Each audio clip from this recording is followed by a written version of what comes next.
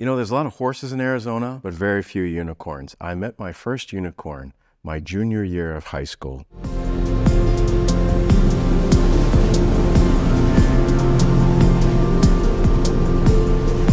Hi, I'm Michael Joy. Welcome back to Absolute Joy. We are telling long, short stories, and apparently we're in Arizona for quite some time, because I got another Arizona story. At Washington High School, my alma mater, there was not a lot of good days that I remember at that school. I had a few friends that I cared very much about. That's me personally. The school itself had a unicorns that they didn't know what to do with. There were two sisters, Gia and Maya Johnson, and they dropped in out of nowhere, junior and senior year. Now, these girls had their own apartment. Gia drove a black Jaguar, and she was extremely beautiful. Even though she sat behind me in one class, I didn't know anything about her. She was a Maybelline model. She was a track and field star. She was all these things that, you know, I'm like, why are you even in high school? Seriously? So my interactions with Gia were not many, but I had this one class crossover with her. Out of all the classes that I could have met Gia, it was Autos 101. Why would a girl like that be taking an autos class? You never know. She thought it was going to be a fun idea to have Jaguar engine converted into like a 450 Chevrolet engine. And all the grease monkey car guys are like, what do you put in a 450? She goes, well, they said I could have the 350 or the 450 at the shop. The 450 sounded more interesting. So they're like, yeah, but you can't just put an American engine in a Jaguar. You got to change the transmission. And so, yeah, they told me about that. I said, go ahead. I think her dad was a rich guy. Maya and Gia were at Washington High School. There's a dark side of this story I won't focus on, but they were there for a particular training opportunity that they had. I never had a class with Maya. She was like the dark hair version of her sister Gia, who was a blonde. And Gia sat behind me, and by this point, I think she was one of the first like women athletes. I mean, she was in the bodybuilding. She could lift more than the guys. And it was conflicting because you see her face and it was like Maybelline beautiful, and she would wear kind of modest clothes. And I remember in autos class, the guys would be like, would you just flex? Would you just once? And she's like, come on, guys, knock it off. And they're like, come on, just flex, just flex. And she's like, well, I'm not going to do it long because it cramps. She rolled up her sleeve. I got a picture of this. This is later when she was on The Tonight Show. See, I pre-stalked in order for the story. Oh, my goodness. Her arms were close to that in high school. Like really baby face and absolutely bulked up body. Wow. Yeah, so she was like javelin. I don't know what she did, but so the rumors that floated around in high school, everybody around them was really intimidated. The girls were pissed around them, and the boys were like, da, da, da, da, da, da. And I think that these girls, they had like, I don't know, she was like the best student. I mean, she was like, straight A's. Smart as well? Oh yeah, smart. She used to come into class and she was beautiful, but she exhausted. And she's like, yeah, I didn't sleep anything last night. You know, I had the test and then I had track. So it was like she had 3 jobs. She had track before school, then she had school, then she had track after school, and then she had homework.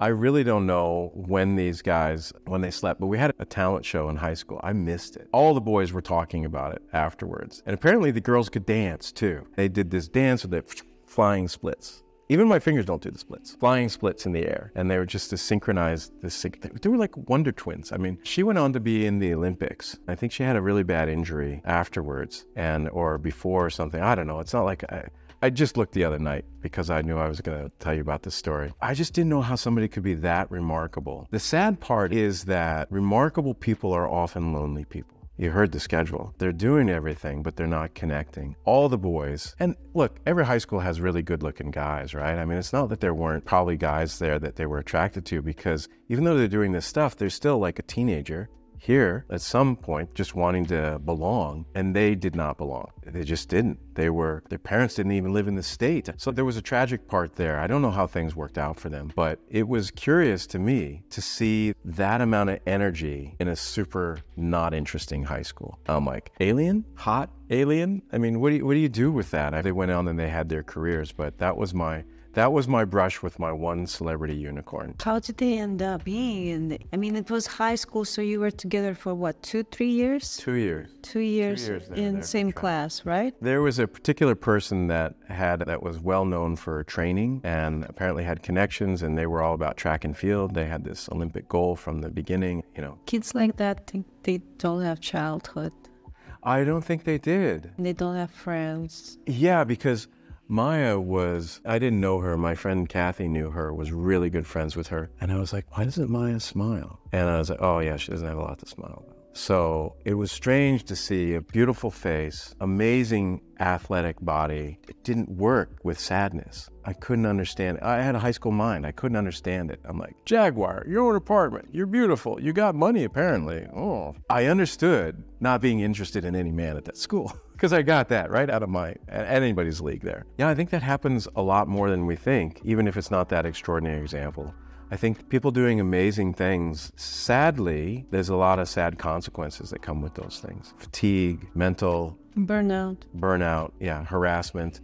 I mean, even Katya, she was like the most beautiful girl in her school, and she's like, I didn't want the attention, right? These girls never asked for the attention, but they couldn't help. It's like, unless you had invisibility cloaks, you were gonna be noticed. Because the minute you're on the track, not only do you look good, but, oh my God, you're 10 times faster than anybody on the track. How do you not notice that? So I don't know what brought those girls to Arizona in truth, but it was fascinating to see. And then in high school, I was like a little observer, right? So I didn't understand the things I was seeing. But imagine by that age, high school age, to be so profound and being athletic, smart, dance, what other qualities they mastered already. So which means that how many years prior to that, when they were little kids, maybe 12, 11, 8 years old, how pushed they were to get in that position at their high school. The pre-push, I don't know. It doesn't happen for children, on their own will to be so